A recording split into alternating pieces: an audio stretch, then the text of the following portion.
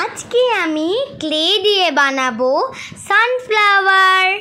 ফার্স্টে আমি brown colour নিয়েছি। ফার্স্টে আমি ক্লেটা ভালো করে মিক্স করে গোল করে শেপ করে নিচ্ছি। তারপর আমি একটা একটা করে হলুদ কালার দিয়ে সূর্যমুখীর পাপড়ি বানাচ্ছি। তারপর আমি হলুদ কালার ক্লে দিয়ে ভালো করে সুন্দর করে পাপড়ি বানিয়ে নিয়েছি। এরকম আমি অনেকগুলোই বানিয়ে নিয়েছি। তারপর আমি সানফ্লাওয়ারে পাপড়ি লাগাচ্ছি। তারপর আমি একটা একটা করে সুন্দর করে পাপড়িগুলো সেট করে নিচ্ছি। সানফ্লাওয়ার অনেকটা সূর্যের মতো দেখতে।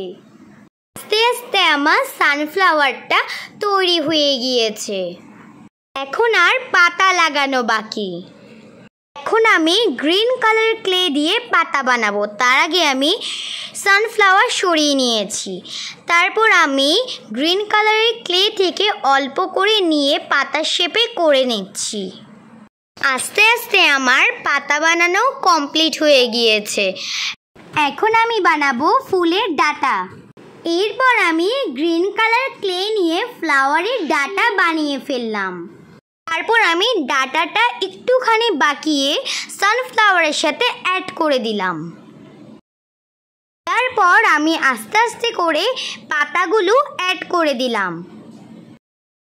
তারপর আমি আস্তে আস্তে সানফ্লাওয়ারের গোলের মধ্যে পেন দিয়ে গোল গোল করে ফোঁটা দিতে থাকলাম। এরপর আমার সানফ্লাওয়ারে ফোঁটা দেওয়া শেষ হয়েছে।